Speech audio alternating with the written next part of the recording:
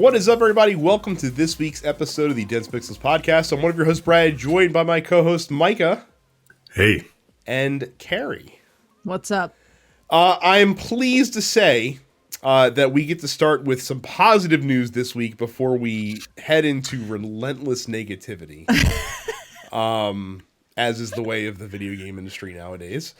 So, Final Fantasy XIV Endwalker came out after its 2-week delay, which Yoshi P actually shed tears about, which was I love sweet. Yoshi P so much, and I don't know. I'm glad for him. I'm glad he exists. I'm fascinated to talk about the difference in the community between apparently Final Fantasy XIV's community and literally every other game community, because the disparate nature of how they handle issues or perceived issues in the case of some in other game communities is pretty wild. So basically, we're looking at Final Fantasy XIV with this new expansion. Obviously, the game blew up over the summer. This gave us a pretty good way to see how much it has blown up. So there are over 25 million registered players for Final Fantasy XIV, which seems pretty good. Their previous top concurrent peak was back at the end of June, and that was, or in July rather, and that was when they had 67,000 players playing concurrently, at least on PC, on Steam. With that's this a lot. Say again. That's a lot. Yeah, and that's not even counting. That's not even counting console players as well. Yeah. With this new expansion last Friday, they saw peak concurrence of 95,000 players. So just between July and now, with this new expansion coming out, they've effectively grown their player base by 50%. And if you look back to where they were in June, they have more than doubled their player base based on this concurrent numbers. Now, obviously concurrency is not a necessarily reliable metric. It's kind of like relying on the stock market to gauge the strength of the economy. But it does give you at least a pretty decent idea of where the hype levels are for the game. Yeah, and Endwalker has been promoted as sort of the final chapter in this particular saga. Now, they have said that they are going to continue releasing content for Final Fantasy XIV after this, but that it will be a new sort of overarching storyline starting from there, right? So Endwalker early release came out, if you pre-ordered the game, you got to start playing on Friday. Otherwise, the game released today for everyone else who wants to get into it. But good fucking luck getting into the game. I loaded up the client right now just to see how long the queue was to get in. And currently so I'm on the Primal data center and I'm on the Leviathan server. And currently there are 6,989 people in front of me in line to play the game. So I will not be playing Final Fantasy XIV tonight. Does it give you an estimated queue time? No. With that? Okay. No. It gives you a number. Yeah, so the word on the street is that people, especially over the weekend, were seeing 5 hours to queue, basically, sitting in queue for 5 hours waiting to get in the door. And yet, despite that, now to be fair, Square absolutely warned people that this was going to happen. They're just listen, we're doing the best we can. We have limited server capacity. It is what it is. We know it's going to be super popular. There are going to be massive waits. Prepare yourselves accordingly.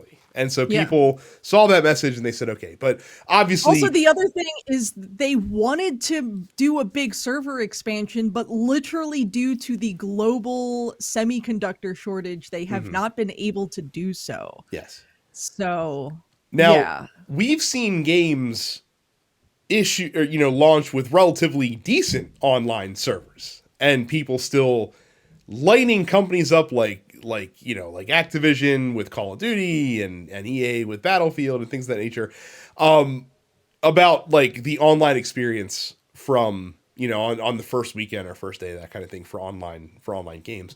Even Blizzard has not been immune to this with the online launches of their premier titles like Diablo and Overwatch and things of that nature.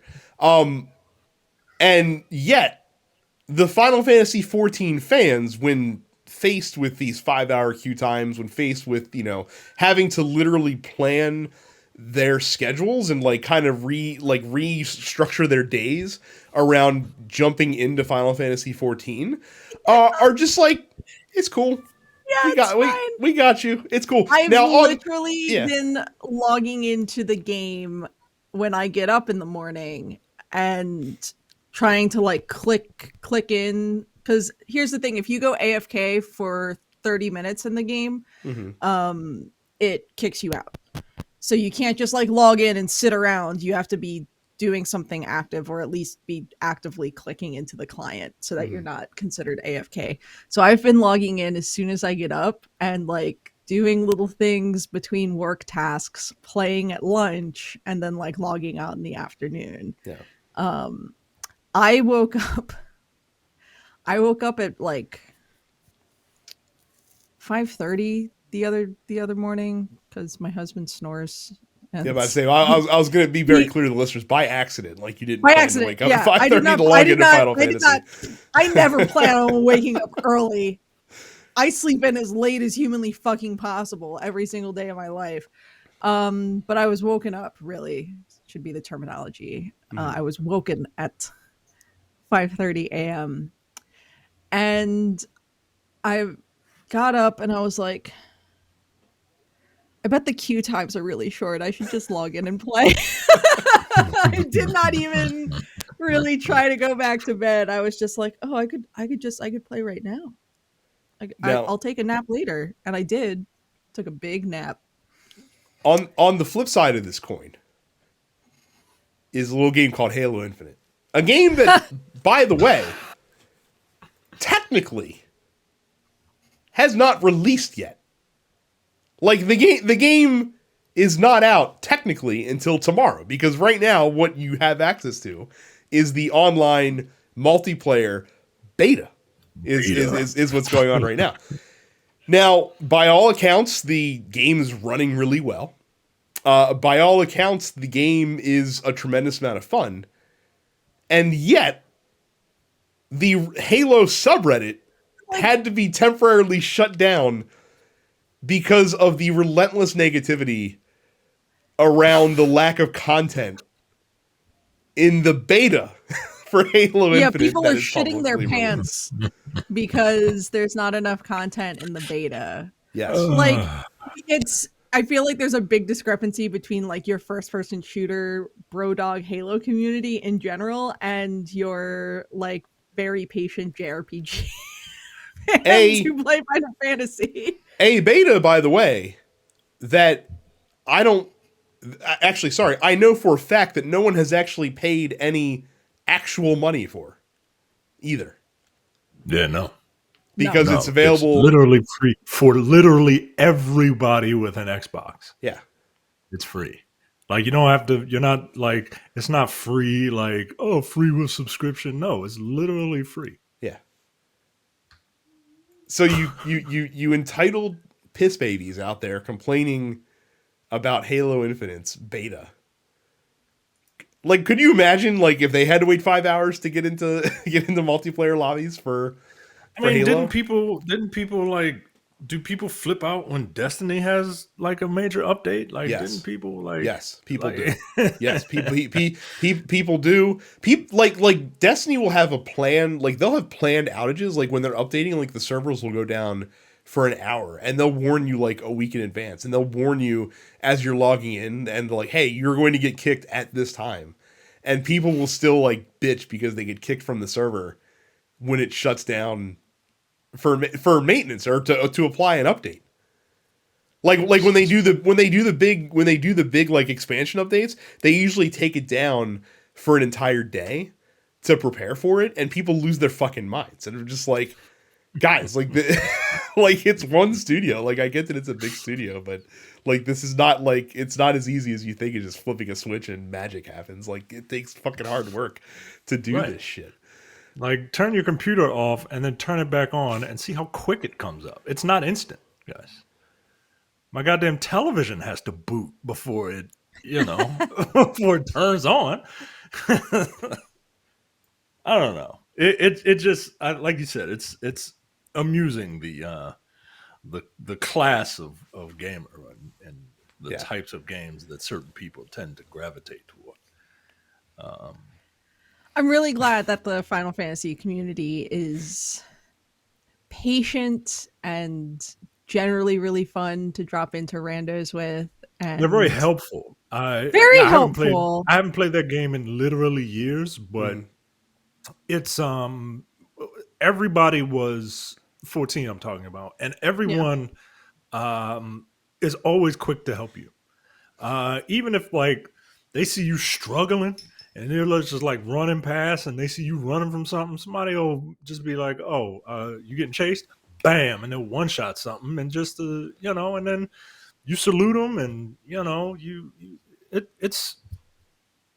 Meanwhile, on the other side of the coin, right, the other side of the aisle, that's over on that's not America, right? Like that's not America, and then here in America is just like God.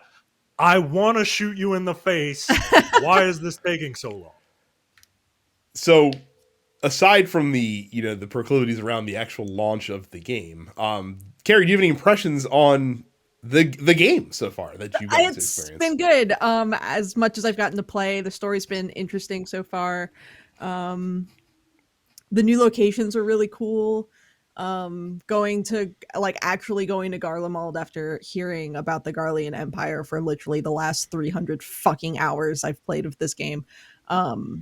It's been interesting. They definitely sort of tackle the hard topics of this ongoing war with the Garlean Empire and stuff like that. So it's good. I'm not like immediately attached to any of the new characters that they've introduced in the same way that I was immediately attached to characters in like Heavensward and Shadowbringers, both of which I thought were spectacular storylines. I feel like so far it's probably ranking below Shadowbringers and Heavensward for me, but I still think it's probably better than the Realm Reborn storyline and the Stormblood storyline. So it is like dead center, right middle of the pack. But yeah, it's good. I've literally only unlocked one of the new dungeons so far. Just been sort of trying to get through the main storyline, and there is so much cutscene. There's so much of what I've been doing is literally just like starting a cutscene and like sitting here with a drink and being like, I'm just going to watch this cutscene for 10 minutes now because there's a lot of exposition to get through. So yeah, I haven't done a ton of like the new dungeons. I haven't unlocked any of the new trials yet. There are people who like blew through the fucking game over the course of like the first 48 hours. And I'm just like, please go outside. How long is the main story supposed to take? I don't know. Yeah. Yep. I don't know how much of the story these people are getting either, because you can skip cutscenes. Sure. And that's fine if you're like completely uninterested in the story and you just want to like fucking dungeon and raid and do that stuff. Fine. Play the game how you want to play. I'm not going to like judge you for it. But I am invested in the storyline, so I am watching all of the fucking cutscenes, and that's why my characters are only at like my classes are only at like level 82, 83, and I haven't hit 90 yet. So yeah, I will say like Final Fantasy XIV is one of the games that, because people are talking about it so much, it is giving me a little bit of FOMO, even though I know damn well I don't have the time to invest into such an ordeal.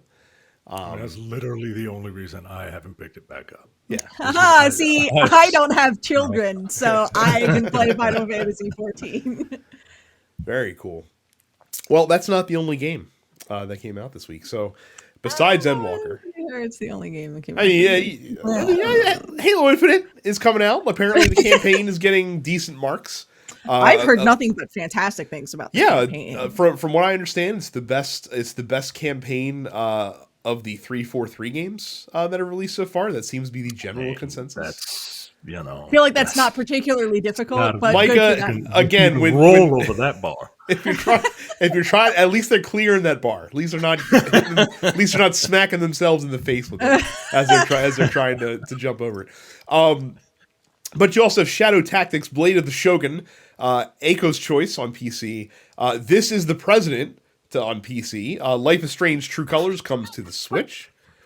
Rune Factory 4 Special comes to PC, PlayStation, and Xbox. Having played Rune Factory 4 and Rune Factory 4 Special, I would actually strongly recommend that if you're interested in the Story of Seasons or like Stardew Valley franchises, that you consider picking up Rune Factory 4 Special. It's the upgraded version of the old 3DS game from like 10 years ago, and it plays really well. So Thunder Tier 1 comes to PC. White Shadows comes to PC, PlayStation, Xbox. Startup Panic comes to PC. Breakwaters comes to PC. And Kyo comes to PC as well. Micah, what is This Is the President? Well, I typed it into Google, and Google says that Joe Biden is Do you get to be Joe Biden? Do you get to experience living in Delaware, I guess? Clearly, Google saying Joe Biden is the president is liberal bias on their part. So yeah, it's get your politics out of my video games, guys. This Is the President is a political thriller. You are the newly elected leader with a shady background. Damn, you are the newly elected leader with a shady background. It is up to you to abuse the position of the most powerful man in the world to escape justice for past crimes, even if it pitches the country into utter chaos. That is what's on Steam, guys. Here's an article from PC Gamer that talks about this game. I'm going to read the headline and the strap line to this article from PC Gamer. Play a corrupt businessman elected to the highest office, and This Is the President. It's impossible to say what the inspiration was for this edgy new strategy game about politics and crime. That's great headline and strapline writing right there. You have to bring this up on Look Forward this week. Just as a like this week in art imitating life. Yeah, that you know what? I'm probably going to. Because that's fantastic. Yeah, so it begins in the year 2020. Rather than worrying about the affairs of the nation, your only concern is dodging responsibility for all the crimes you committed in your pre-president days as a shady multi-millionaire businessman. With bad hair. Apparently, the goal of the game is to ratify the 28th Amendment, which is as PC Gamer describes it, a Banana Republic-style update to the U.S. Constitution that would grant the president lifetime immunity from criminal prosecution. Yo, come on, yo! Don't tell him this game exists. Don't tell him this game exists because he's gonna think he's gonna think it's real. Yeah, it's probably true. That's probably true. Wait a minute, I could do that? Oh my god, the developer's name is Super Pack. This is amazing. I love every bit of this. Oh no. I love every bit of this. This is I'm interested in learning what Startup Panic is, because I'm pretty sure that's what I had when I was working at a startup. Startup Panic is when you wake up sweaty at 3 a.m, 3 days a week because you don't know what your work's going to be like the next day. When you're subject to the whims of a flighty millionaire. That's what Startup Panic is. Okay, hold on. I will get off of This Is the President in a second, but on Steam, there's a mature content warning for this game. Mature content description. The developers describe the content like this. There are events like orgy parties where you send characters to spy and where they witness sexual practices like fetish BDSM. There are stories about prostitution, domestic violence, drug abuse, alcoholism. Illegal hard drugs are present. Descriptions of assassinations can be brutal, like poisoning, headshots, running over by car, self-harm, and suicide can happen to your team members when too stressed.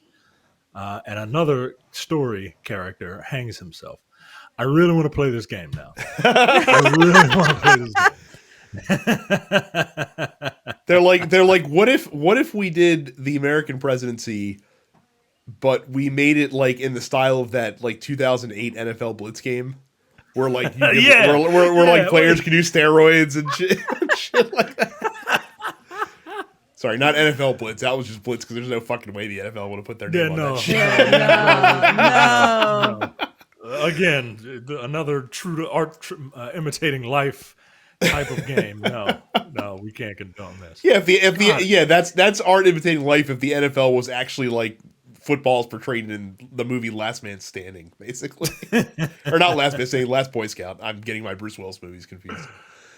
Oh God, I wish this wasn't a strategy game. Otherwise, I would buy it. But I'm terrible at strategy games.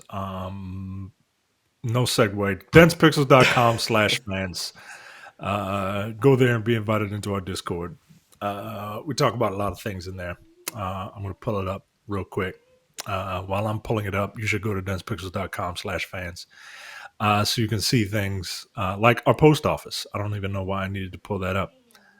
Because we do it every week, where you can give us things that you want us to talk about, and we'll talk about them every week. Wrestling, there's some wrestling going on, and we like to talk about it. We want to talk about it with you. There's somebody just joined in. Somebody just slid into the server. Hey, Chris 2225. See, I'm shouting you out specifically because Did he bring a pizza? As is recommended by Discord. No, it just says that he slid into the server. But I'm shouting you out specifically because I just opened it up and you went to densepixels.com/fans. If you want to be shouted out, do what Chris 2225 did and go to densepixels.com/fans while we're recording. It's very hyper specific time. Yes, I mean that's the only way you're going to get a shout out. Go to youtube.com/densepixels and subscribe. Click the like button and then click the subscribe button and then click the bell notification icon, so you will be updated as to when we post a video on YouTube. Subscribe to all of our podcasts: The Nerdpocalypse, Black on Black Cinema, Coming Distractions, and the weekly preview episode of the Look Forward Political Podcast, where they're going to talk about a video game in which you play a corrupt president from Queens. If that's not enough, go to densepixels.com/premium, and for $5 a month or $50 for the year, you get access to the airing of grievances, which Jay and I are doing back on schedule. We most recently did the episode where it's a double episode where Elaine was bidding on JFK's golf clubs, and the dude from Everybody Loves Raymond has a bit of an attachment to Jerry's sob, and we talked about how Jerry must be making a lot of money as a stand-up comedian in New York because sobs were really, really expensive back then. Anyway, yeah, we're doing that again, and we're gonna try and keep our schedule. No Time to Bleed. Look, we got a movie coming out, and if look, should I just say what it is? You might as well, because if you put it out in the ether, then we might actually have to do it. Yeah, because we had that's exactly my thought. So we're gonna do what is it? Air Force One? Yeah, yeah, we're doing Air Force One. So now that I've said it, we have to. And if Jay decides to listen, now I'm actually holding all of us accountable. He does listen to the show again, so he's good to go because he actually has a commute now, so he has to do it. Yes, arguably the greatest movie with the United States president as the main character. I don't know. I mean, I feel like you haven't seen the second act of America couple of years ago. It was the dark middle chapter in this country's history, and it only lasted 4 years, but it felt like forever. The Men with the Golden Tongues, where we're in the middle of our Metal Gear Solid retrospective. Upstage Conversation. The last episode was Rocky Horror Picture Show with Rocky Jay, Horror Picture Show. Yes, I was like, that was good. It wasn't Guys and Dolls, was it? No, it No. was Rocky Horror Picture Show. Are you doing West Side Story? West Side Story. I feel like I have to, and I want to mention West Side Story real quick since you brought it up, because I feel like it's gonna be fucking garbage. Because and the reason why I say that is because none of the commercials for West Side Story feature any music or singing or choreography for a musical. Well, I thought. Or are they trying to fool people into seeing this movie who don't know that it's a musical? I mean, perhaps they think that people know that it's a musical, so they're not. I mean, but like, why wouldn't you showcase any of the singing or dancing or any of it in your marketing campaign for your musical film adaptation? I have seen like scenes of dancing, and I've seen like a second and a half of America, and that's it. But it's like, I'm one of those people. I've never seen West Side Story, so my God. I have not either. Just so you know. Yeah, I mean, like, does West Side Story have a man-eating plant in it? If not, then I haven't seen it. Is there baseball? No. Maybe stickball. But I don't know. That would be interesting. Something about sharks and jets fighting each other. The closest thing to West Side Story I've seen. The closest thing to West Side Story I've seen is the Beat It video from Michael Jackson. So.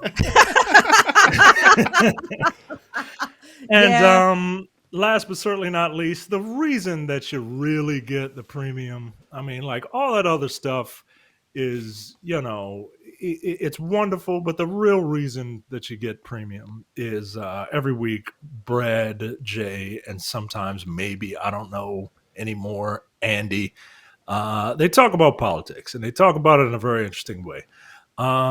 If you haven't seen or listened to the Thugs of News, I don't know what to tell you. You got to get on it. You got to get on it, and you can see them because they're now on video. So go to densepixels.com/premium. That's right. Look, it's a dealer's choice really here with the cornucopia of bullshit that we've been. Before we get into the cornucopia of bullshit, I have one tidbit of small but delightful news in the world of video games. And that is that they have announced that Colleen O'Shaughnessy, who has voiced Tails in the Sonic franchise since 2004, will be the person voicing Tails in the Sonic 2 film next year, which I think is really exciting because this almost never fucking happens. Like, they never, as we saw with the Mario film cast, yes. They almost never have the people who voice the characters in the video games come back and voice the characters for the films. And I just think it's neat that she gets to do it because she's a career voice actress. And I think I'm happy. I'm happy that they're doing that. Yes. I will say for the record that they did have the three leads in the Ratchet and Clank movie voiced by the video game voice actors. Yes, but I like to pretend that movie was not made. Yeah, it wasn't great. Just play the video game instead. I forgot it was made. Yeah, I totally forgot that movie was made. So let's start with one assumes that most companies, when they're deluged with just nonstop bad press for weeks and weeks and weeks and weeks and weeks, and it's just one story after another, typically would go out of their way to lay low, control the things you can control kind of situation, to not invite more scrutiny upon you.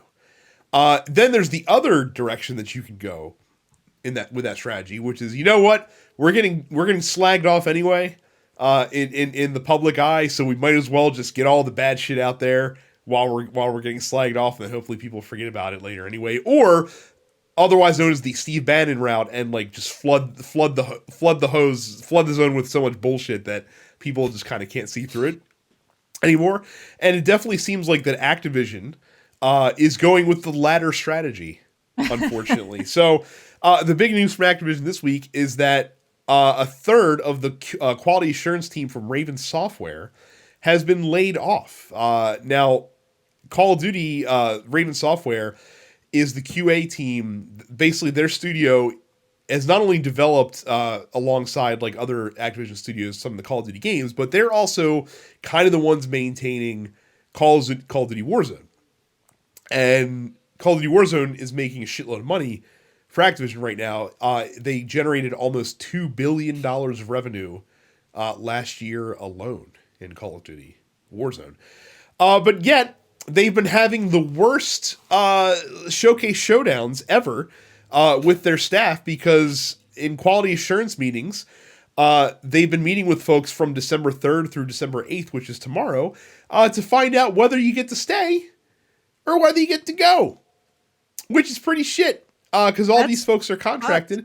But it gets worse, because apparently these layoffs are happening in the wake of these contractors being told for months, like dating back to the summertime, that, you know, increases in pay and, you know, a more permanent solution were coming their way, many of whom had to move to Madison, Wisconsin from wherever they were currently housed to take this opportunity.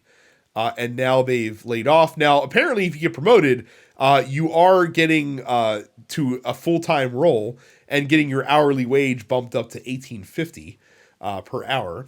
And redundant staff, as it's termed, will be terminated at the end of January. Well, that sucks. Big time. The head of the QA department, Austin O'Brien at Raven, is pissed.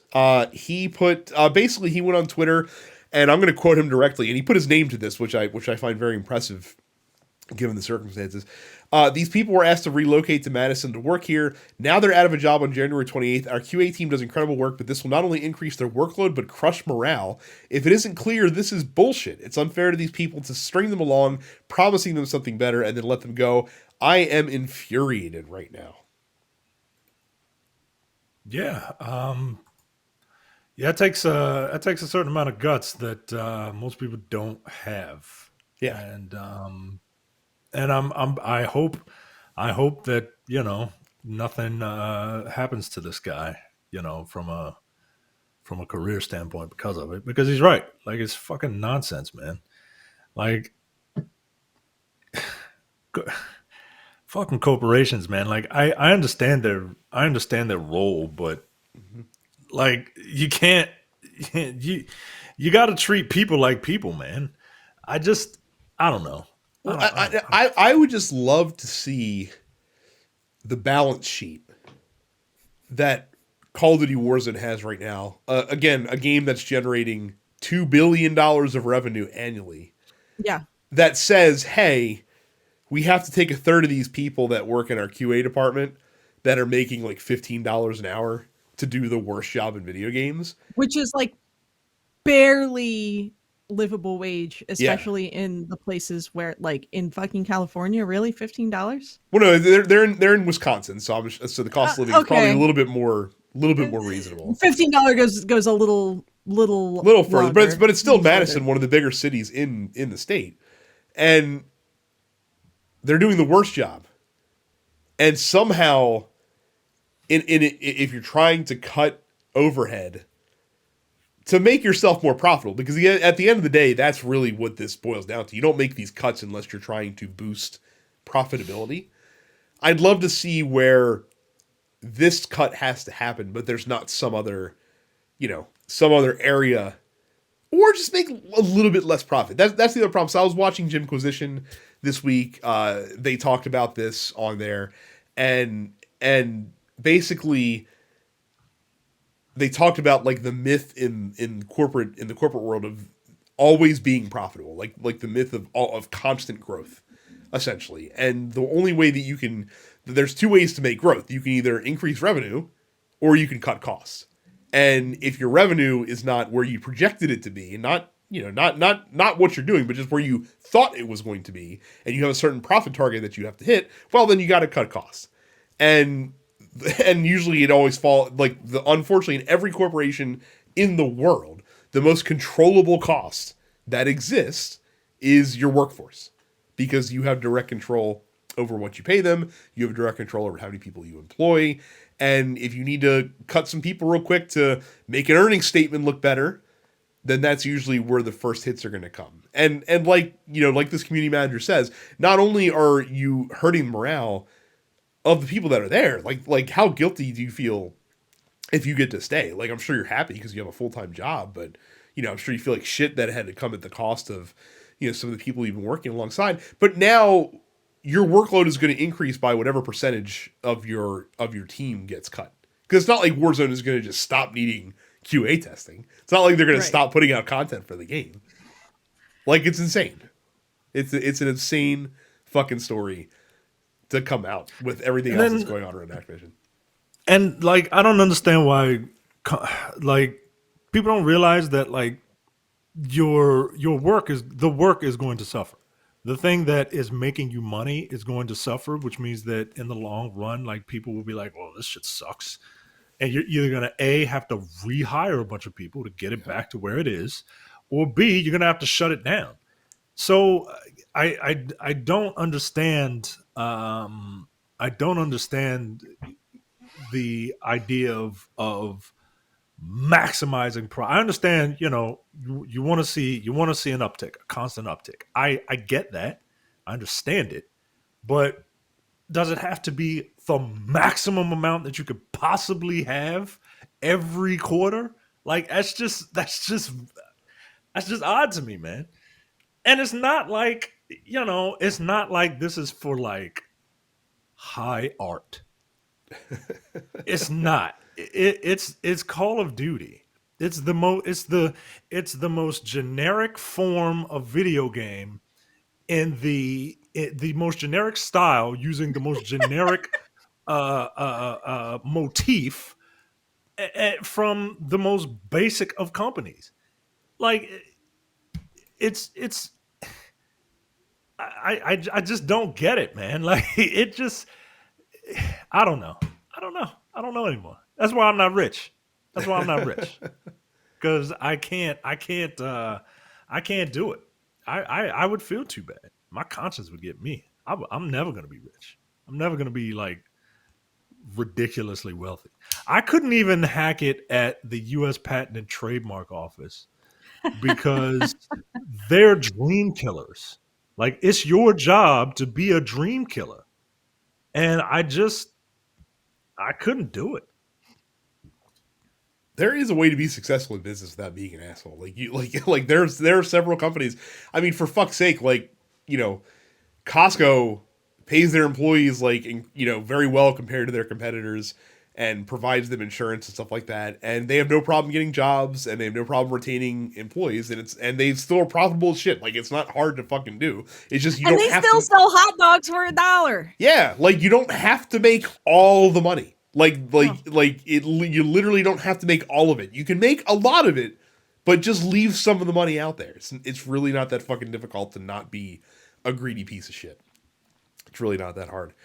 So we go from that shitty story to a fucking horrifying story over at Sony Interactive Entertainment, where a senior vice president by the name of George Cassiopo,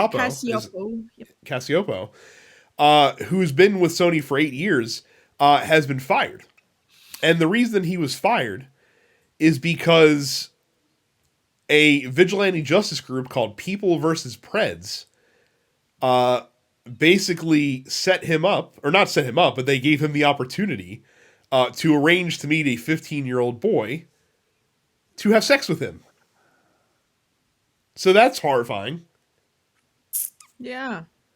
And because he's not a very smart man, apparently, he went to the meeting in question wearing a PlayStation 5 T-shirt, which is really the icing on, Like, it's so on top fucked of the story. up, but like you cannot help but laugh at that detail that he showed up to the door wearing a fucking PlayStation shirt. Like, did he think like it was going to endear the boy to him? Like, Probably. you work for PlayStation? Let me suck your dick. Like, what? So, I mean, credit to Sony for acting quickly. Like, once they basically became aware of it, they were just like, Not a get goddamn this fucking shame. guy out of here. Not a goddamn shame that we're like, hey, credit to Sony for firing this guy. Like, what the fuck? Like, yo, I mean, but we have to do that considering that we have like people in Congress who are alleged sex traffickers that have not even had charges pressed against them yet. So like, it's not, you know. Now Matt Matt Gates is like, where can I get that PlayStation shirt? This guy, to my knowledge, no charges have been filed yet because this was sort of like, this is a vigilante justice sort of group that does this. However, the group that's sort of running these operations, I believe has been successful in seeing people get charged before. So hopefully this guy gets charged. Hopefully he well, and look, like even if the evidence that they provided is not able to be used, very rarely do you catch someone doing something for the first time. Like there's probably some other stuff. Yeah, like there's probably other stuff in his house or on his computer. Wow, he really does have a PS5 shirt on. Yeah. Like I'm looking at the video and it's just wow, dude, wow.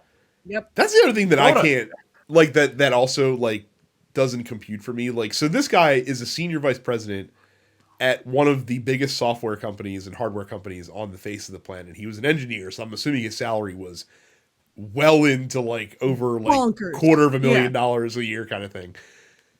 Why are you gonna fuck all that up for this shit? Like why would you try to fuck with that? Because it's ultimately it's a disease, you know. Yeah. It is a mental disease that these people suffer from. And you can either choose to get help or you can choose to act on those impulses, and this guy chose to act on those impulses.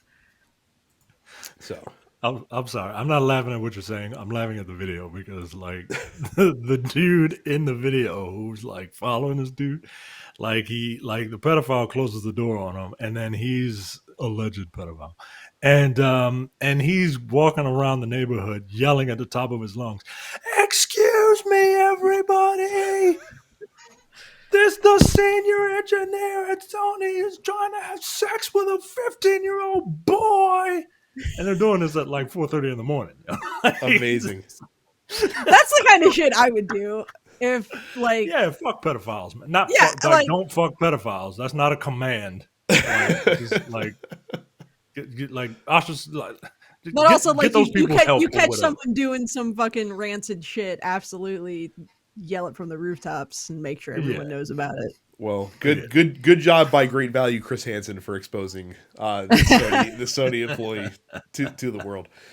A little bit lighter news. Activision. Fucking can't stop talking about him, can we? Electronic Arts, the other great company out there in the video game space, is apparently disappointed with the reaction and the quality that Battlefield 2042 has brought to market in the wake of its release. Oh, isn't it fucking terrible? Oh, it was pretty bad. It's pretty awful. I was gonna say, pretty rough. All the reviews saying that like it fucking sucks. The game launched a game predicated, actually, sorry, not even predicated on, exclusively online multiplayer because there isn't a single player campaign, launched without voice chat on at least some platforms. So that's a real plus. But they are tired of this, and they have handed the reins of the franchise over to one Vince Zampella. Oh, yeah. Battlefield 2042 was the worst reviewed games on Steam, garnering almost 30,000 negative reviews by the end of November. It's pretty bad. But now Vince Zampella, who has literally had like the Midas touch in the video game industry for essentially the past 15 years, is now going to be helming the the games. Not in like a development lead, but he's kind of like the overseer now of the Battlefield franchise. Oscar Gabrielson, who was the general manager of DICE, is also leaving the studio. I'm assuming probably a little bit of a you're leaving the studio. Like, I really don't want to. No, you're going to leave because you have apparently ridden this once very popular and profitable franchise into the ground. So, yeah. So basically, Zampella said that he plans on evolving and growing Battlefield 2042 to explore new kinds of experiences and business models. But for the short term, they're going to be leveraging their resources to expand upon and improve Battlefield 2042. Yeah, I mean, like this, I don't know that the Battlefield franchise has hit rock bottom, but I feel like it's pretty fucking close, especially compared to where it was back Really, with, just like, a few Battlefield years ago. 3. Yeah, Battlefield 3 was not that long ago, and that was, I mean, you'd have to say the high water mark of the franchise at this point. So there's really nowhere to go but 10 up. years ago, but So, yeah. Micah, do you think Vince Zampella can pull a rabbit out of the hat again and resurrect the Battlefield franchise? Sure. You know, he's been in charge of making a bunch of games that everyone seems to love when no one gives him a chance, and then people are like, wait, we can make money off of this? You're making money? All right, here, go ahead. Make your Apex Legends, whatever, I don't care. And now it's like, hey, Battlefield kind of ain't making money. Like, hey, get that Vince guy.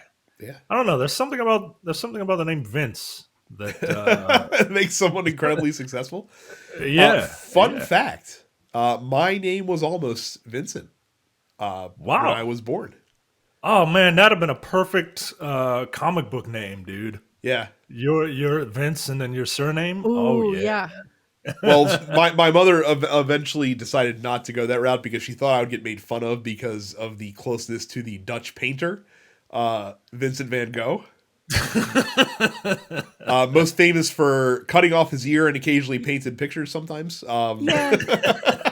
he did a couple, watercolors here and there. Yeah. Yeah. Who the fuck was that guy? Who wouldn't want to be reminded of an artistic genius? Just a reminder for those of you that don't know Vince Zampella's CV, one of the people involved, like basically the head of the creative vision for the Call of Duty Modern Warfare franchise, for the Titanfall franchise, for Jedi Fallen Order, for Apex Legends. So he's had a pretty good record of success in the games industry. So if anyone can do it, I suppose it's him. Final news story of the day. According to Jason Schreier, Sony is working on a subscription service that he says will rival Microsoft's Game Pass, but I'm not so sure. So basically, this service would bundle together PlayStation Now and PlayStation Plus, and there'd be a multi-tier membership approach. So basically, the way it's told, if you get the bottom tier, you still get like the free PlayStation Plus games and the online access. There's a tier up from there that gives you access to like PS4 titles a la PlayStation Now, and then a tier up from there that gives you also access to like classic PlayStation titles from there. Now, notably, what would not be included in this, or at least according to these reports, is day one first-party game studio games a la Microsoft Game Pass, which is why I don't know that you can necessarily consider it a direct competitor. Nor do I think Sony needs to do that because people are still buying their games by the millions for $60, $70 a pop. So, yeah, I don't.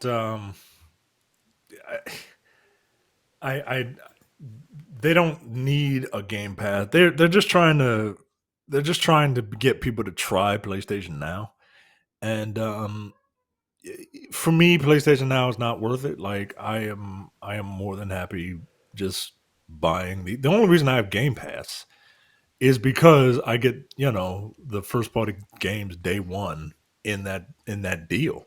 Mm-hmm. I very rarely and because of that, then I might go into other games that are on it. But the hook is the new releases. If you're not gonna do the new releases, what's the point? I mean, what's the Yeah. point? Like, at least for me, like I'm I like playing older games, but like, you know, I'm ever forward when it comes to my games generally. I don't want I'm not one of those people that really enjoys playing older titles from older systems. You know what I mean? Like I'm not gonna play unless the game is like absolutely amazing. I'm not gonna play an N64 game or a PS1 game or even a regular Xbox game. So we'll see. Yeah, it's we poo pooed Game Pass before it came out as well. I think this would be very popular. I mean, the biggest issue I think PlayStation now has is its price. And I'd imagine if you were putting out something that was going to go quote unquote head to head with Game Pass, you'd have to price it in a similar vein. So I can't imagine that the top tier of the Sony service would cost more than $15 a month, because that's what Microsoft is charging for Game Pass Ultimate right now. And if you're charging someone $15 a month and you're giving them online access and you're giving them the PlayStation Plus games and access to this, a large catalog of other games that you can play through the console and you can play them on PC, I think people would go for that, because at that point, like, that's just another fucking subscription that you're paying on top of all your other ones. Like, it's not that huge of a deal, I don't think, if you market it correctly. So I think they could actually have some success with this, even despite not having the day one releases on there. Because again, it's the key with these services is just to get people in the door. Because oftentimes, like, once you get people in the door and once you get them used to paying this monthly fee, then you're in there. Because most people don't cancel, like they don't cancel this shit because it just kind of occurs in the background. Like, I barely use my Netflix subscription, yet I'm still giving Netflix like, $150 a year basically to provide movies to me for that I'm barely watching. I think most of the people that use my account use it probably 10 times more than I do at the end of the day.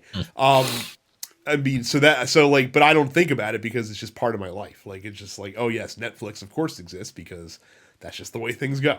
And I think that this could easily be the same thing. Okay. No segue. Go to densepixels.com/Amazon. Speaking of giving someone money without thinking about it. Hey, No, you really done need it to a think lot about already this holiday season. Go to densepixels.com/Amazon for all of your Amazon needs. When you do so, you help us out a little bit, and you can get what you want at no additional cost. You can go buy a bad movie. Jay told me he saw Venom Let There Be Carnage today. So go throw your money down a well. I was going to say that's a quick and easy way to flush some money down the toilet. I feel like I would give Amazon $10 to not make me watch Venom Let There Be Carnage. Yeah, right? Like, if Amazon popped up and was like, you either have to watch Venom Let There Be Carnage or give us $10, I would give them $10. Yeah, I mean, like, I think the 2 hours of my life is more valuable than the $10. Couldn't even make it to 2 hours, Brad. Couldn't even make it to 2 hours. It's like 89 minutes. Oh, okay. Well, it's not particularly long. Go to look, here's some synergy. Go to densepixels.com/Amazon and pre-order No Time to Die, the 3-disc collector's edition Blu-ray DVD digital combo. And I will. If you go to densepixels.com/Amazon and order No Time to Die 2021 3-disc collector's edition Blu-ray plus DVD plus digital, you'll get it before Christmas. Oh, when does it release? The 21st. So have to do that today. Do it. Be like Brad. Count on it. So, post office. I'll start with Justin. He says, like to hear y'all's opinion of the current PlayStation Plus controversy. Apparently there's a controversy around the PlayStation Plus offerings this month. Apparently Mortal Shell is unplayable because it's 30 frames per second. Is it really? Even on PlayStation 5? I find that hard to believe. And apparently Sony is the devil for giving the endgame content of Godfall, even though the consensus is the real game is boring. So Justin obviously being sarcastic here. with his question. The Godfall controversy, and I use that term very loosely, is quite interesting. So apparently, the edition of Godfall that is free on PlayStation Plus right now It's is the Challenger edition. Yes, so that's a special edition that they have made for the game, which is basically the end game of Godfall. Apparently, yeah, it's like all the post game stuff. Yeah, when you start the game, you get a max level character right away with like an end game with like end game items, and you apparently get to experience the Godfall end game. Now, people are upset about this because it doesn't have the single player campaign in it. But like Justin said, no one gives a fuck because the single player campaign for Godfall sucks. So I don't understand what the issue is here. This is a weak month for them in general.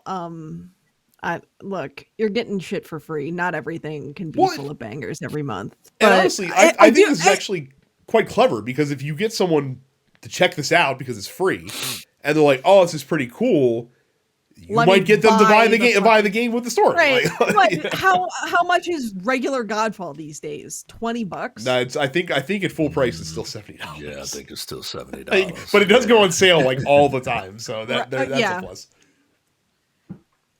Look, I think it's a clever idea. It's not going to get me to go buy Godfall. I can't imagine that story is going to be worth me nerfing myself after I already have a max level character with all of the, things that entails.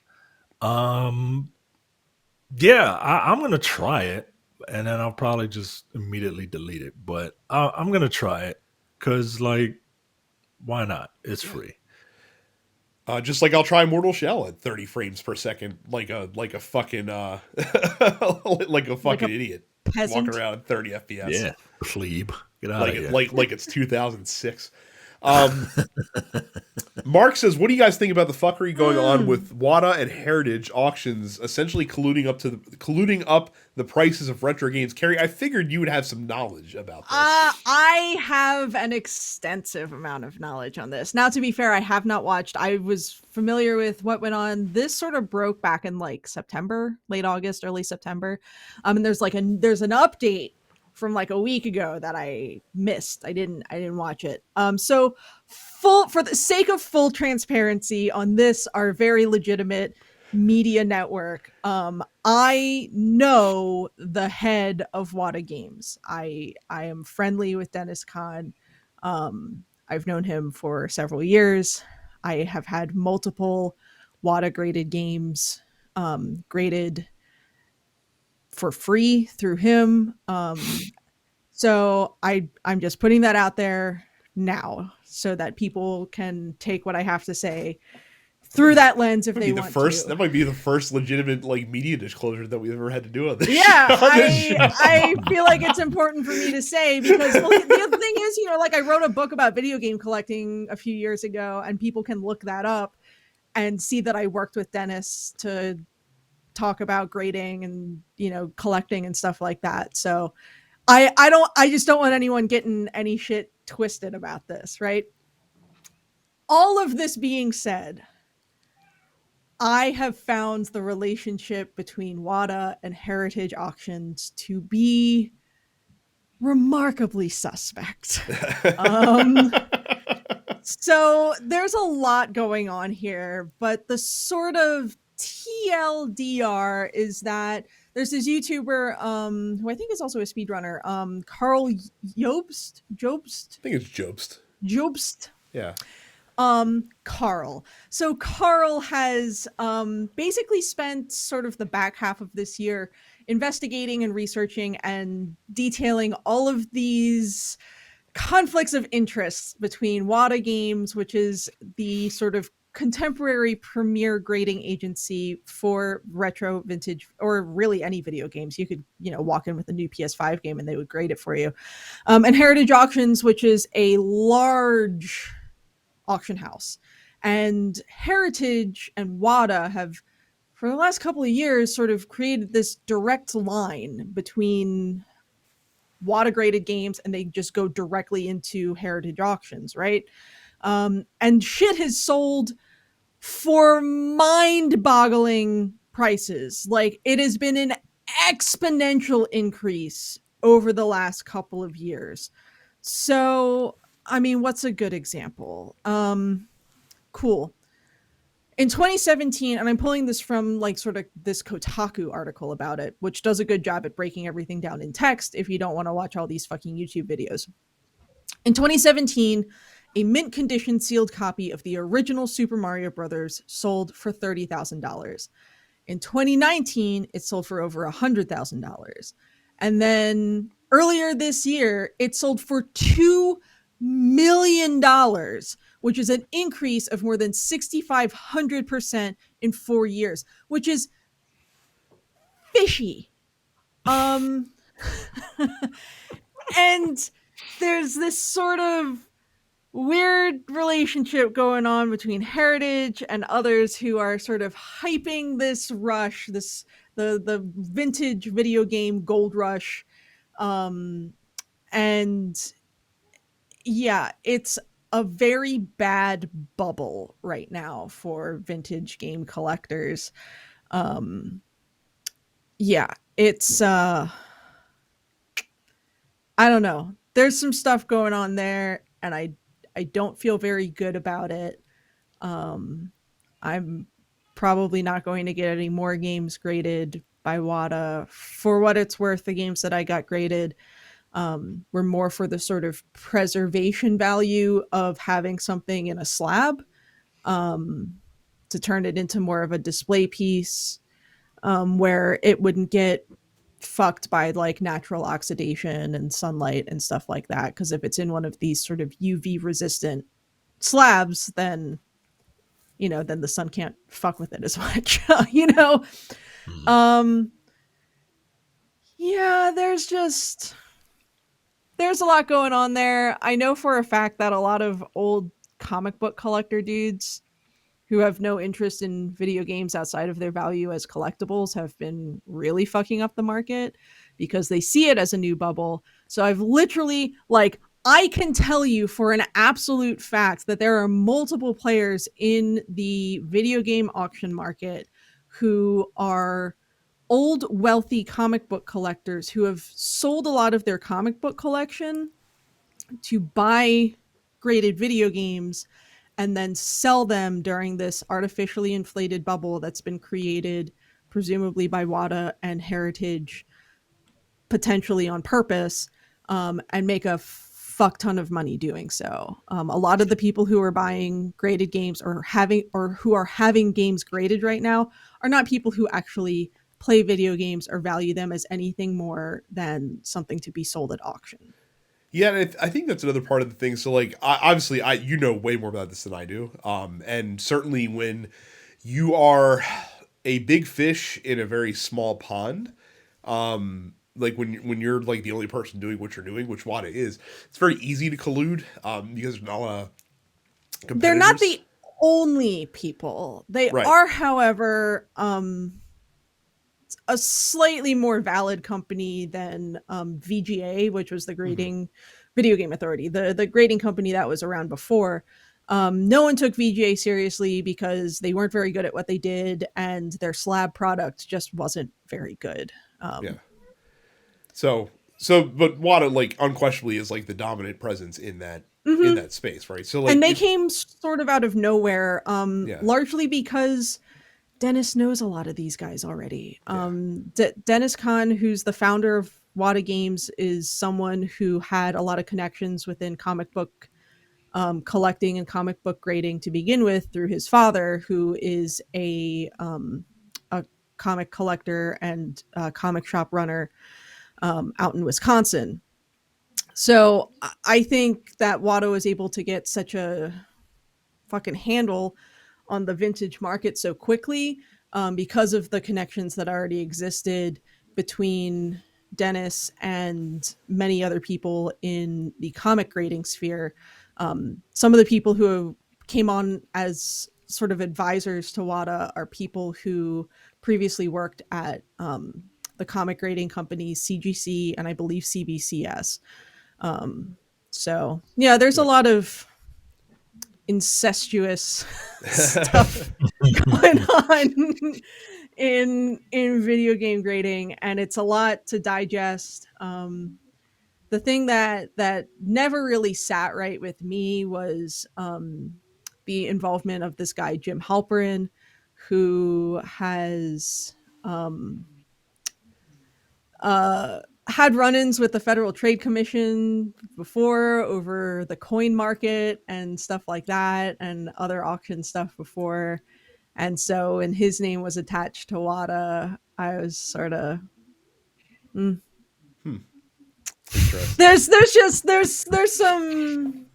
some shady shit going on. Yeah. But I can almost guarantee you that like the people who are buying these super inflated game prices, there's like it's less than 100 people controlling. Yeah. Well, and that's what I was gonna like. I feel like this is riding a similar wave to that we're seeing in like the crypto space right now, and that we've seen in other areas like in watches. I've talked before about the Paul Newman Daytona, one of the most famous watches in the world, which has steadily climbed in like price that it goes for at auction. Like, but then it went from like, sold for $5 million in like 2013 to like $17 million in 4 years later.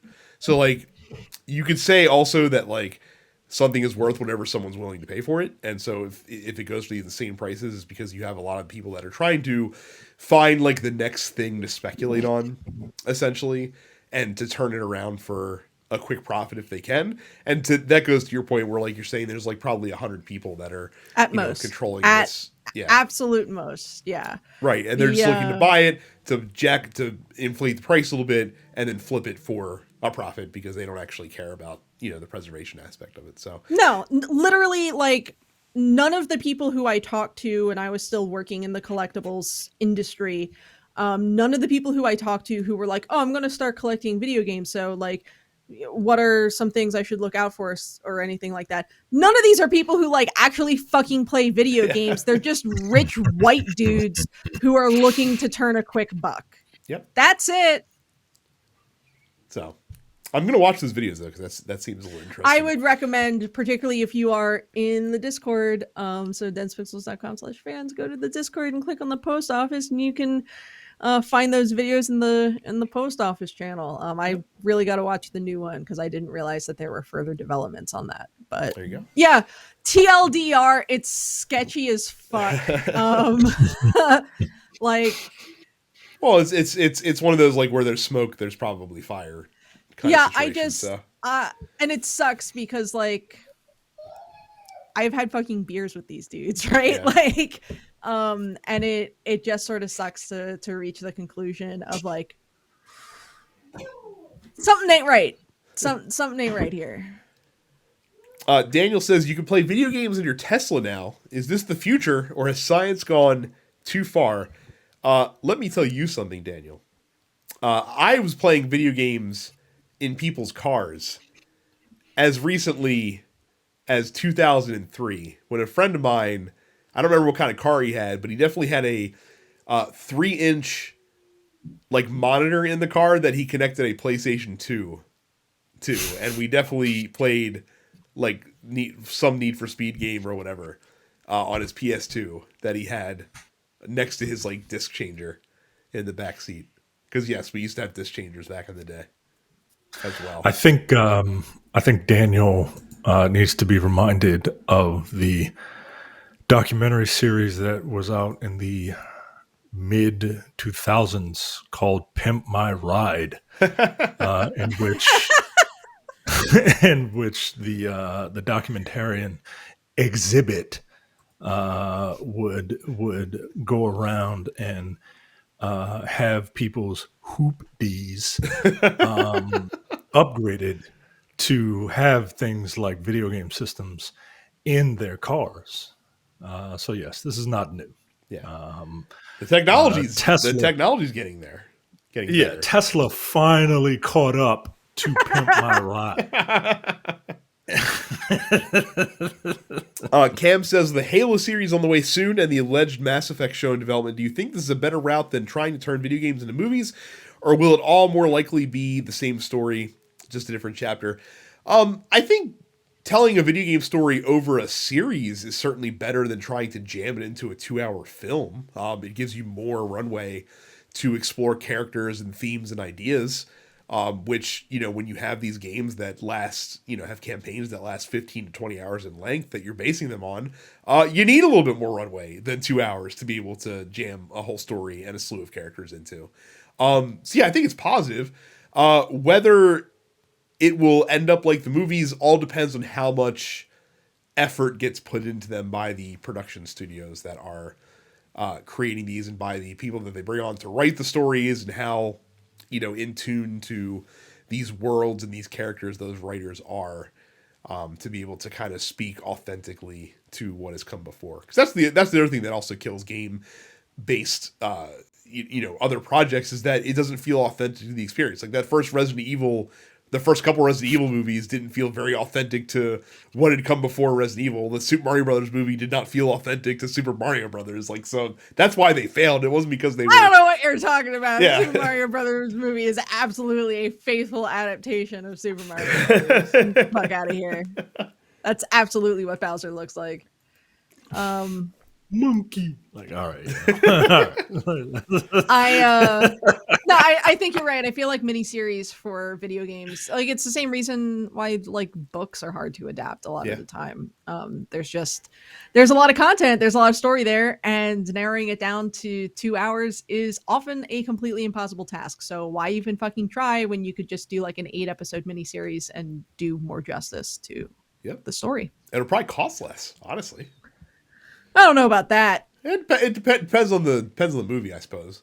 But I feel like Halo's going to cost a lot of money. Like stuff like Halo and Mass Effect that's going to involve a lot of CG and special effects and whatnot. Those are going to run you $100 million regardless. So yeah. So I hear what you're saying. I think television is a better route for storytelling as a whole. Serialized television, if that's your concern. But guys, you don't need like some intricate story told over 10 hours in order for something to necessarily be good. You just have to have strong characters. That's it. That's the secret sauce. That's why in the 90s and the early aughts, comic book movies were trash at worst, and just kind of like all right at best, until somebody figured out, hey, these people come for these characters, and they come for the interactions for these characters. Yeah, don't forget that the first, besides Spider-Man, because Spider-Man I feel like had a benefit. I mean, he's fucking Spider-Man, but the first like big comic book movie, and aside from aside from the big Spider-Man ones, and Batman, they're Superman, they're bulletproof, right? But like the first big comic book movie to make it was fucking Iron Man. Right. A character that nobody knew anything about unless you were a huge comic nerd going into it. It was a B-lister at best. Yeah. I literally I had no interest in seeing the Iron Man movie until it came out and was reviewed really well. And even then I went to a fucking matinee, and because I was like, I'm not going to pay a lot of money to see this. It's fucking Iron Man. Right. Look at Guardians. Look at the Suicide Squad. Nobody knew who. Look, I will bring this up every time Guardians gets mentioned. I thought that was going to be it for Marvel. A talking tree, a raccoon. Right. This racist shit out of here. And I thought that was going to be the death knell for Marvel. But it turns out, hey, you got a bunch of really interesting characters. You put them in interesting situations. The situations don't have to be like smart, right? I will watch that first Guardians movie over Tenet any time. Look, because the characters are interesting. Tenet, the main character don't even have a name. Like it's an interesting story, but it's overly complicated. It's not something you can just kind of sit down and watch. But if you have a situation where you have well-written characters, you can put that in something that's 2 hours. I mean, And Suicide Squad is the Suicide Squad, I should yeah, say. Not the first, the Suicide Squad.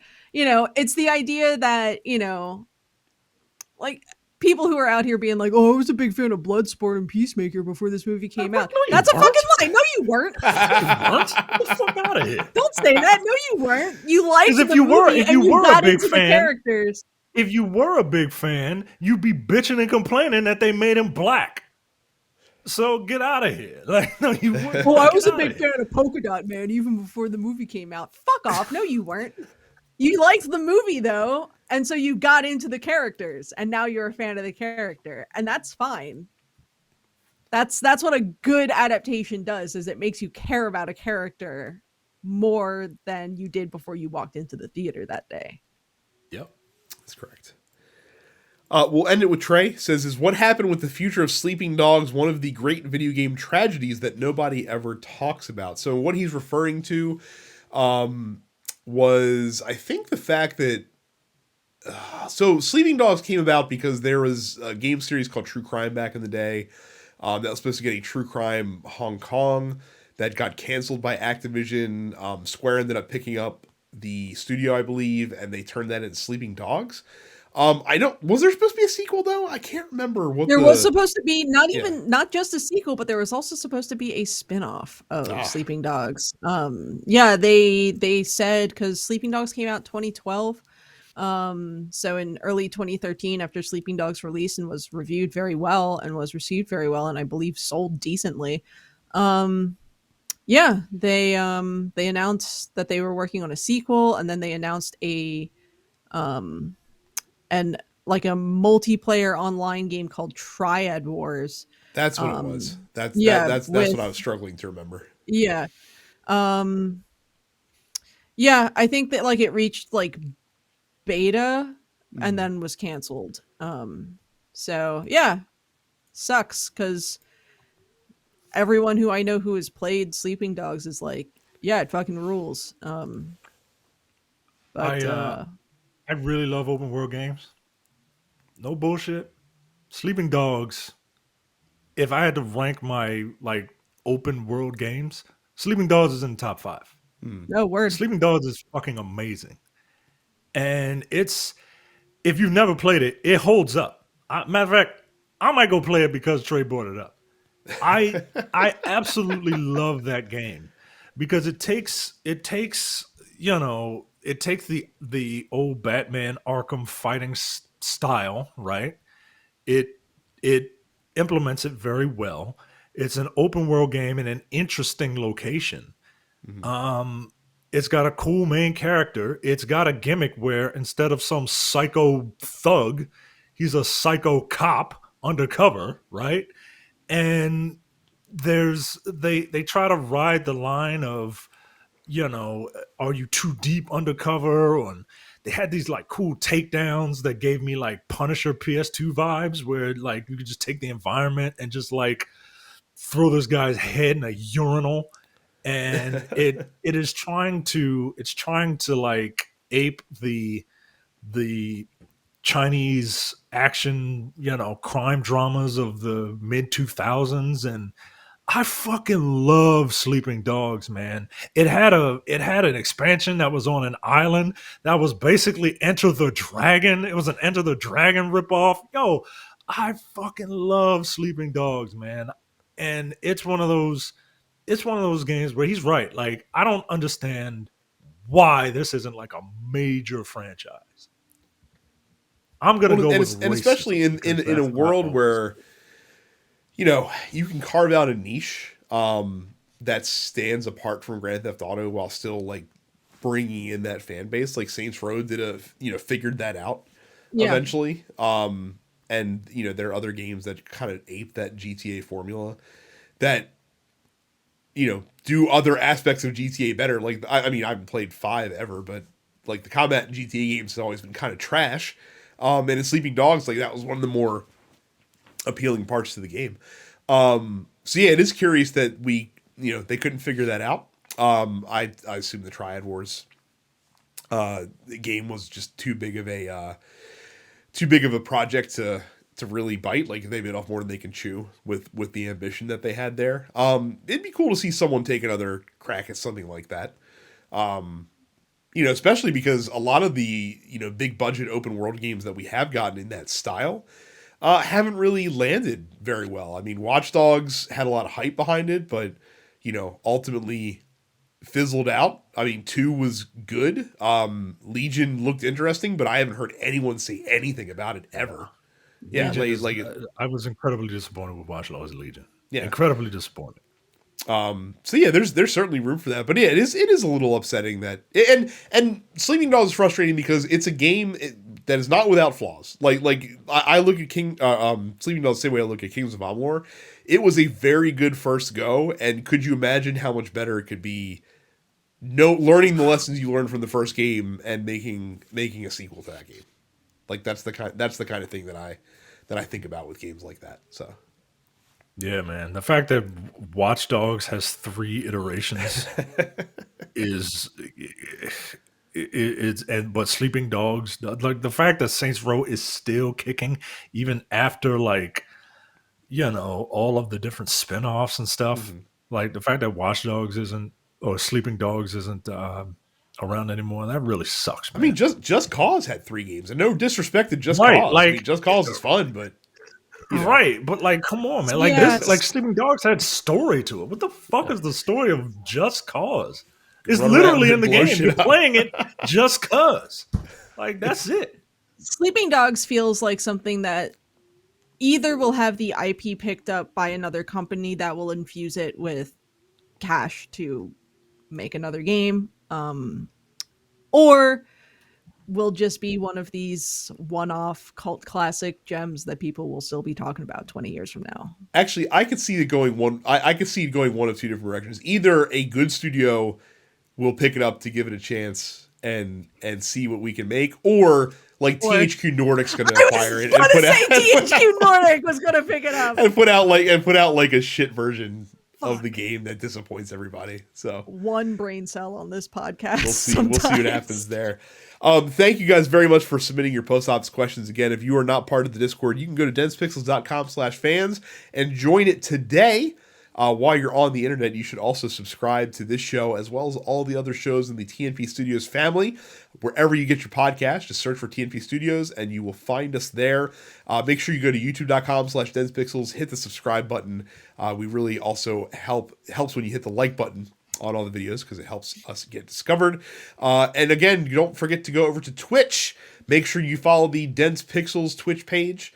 Make sure you follow Carrie at Suppets Carrie. Follow me at Dense Pixels Brad, and follow Terrence at Apparition 410. And again, while you're on the internet, make sure to go over to the Baltimore Symphony Gaming Orchestra. Baltimore Gamer. Damn it! I knew it was one configuration of that. Go to the Baltimore Gaming Symphony Orchestra page on YouTube, and make sure you hit the reminder for the Made in Maryland concert that's happening this weekend. I'm really excited. The show's really good. We sound really good. Made in Maryland exclusively features games developed here in Maryland. The premiere link is live. It premieres Saturday, December 11th at 3 p.m. Eastern. We got Fallout. We got Civilization. We got Kingdoms of Amalur Reckoning. We got local indies. We have Fear 3, which was a game I didn't realize was developed in Maryland until it landed on our... It was co-developed in Maryland, yep. Huh. Really cool piece, though. So, I'm really excited for people to check this out. Also, I play in a band called Quicksave, and I have some news. Quicksave has been invited to play at MagFest. So we'll be playing the bar at MagFest this year. So follow the Quicksave page at facebook.com/QuicksaveBand for more on that as details for that start to come out. So very cool. Oh shit, son. Our last gig was in a fucking alleyway about a dozen yards away from multiple rat corpses. So MagFest feels like a hell of an upgrade. Now to be 100% clear, MagFest is not the festival for the game Massive Action Game, right? No. For the best PlayStation 3 game, no.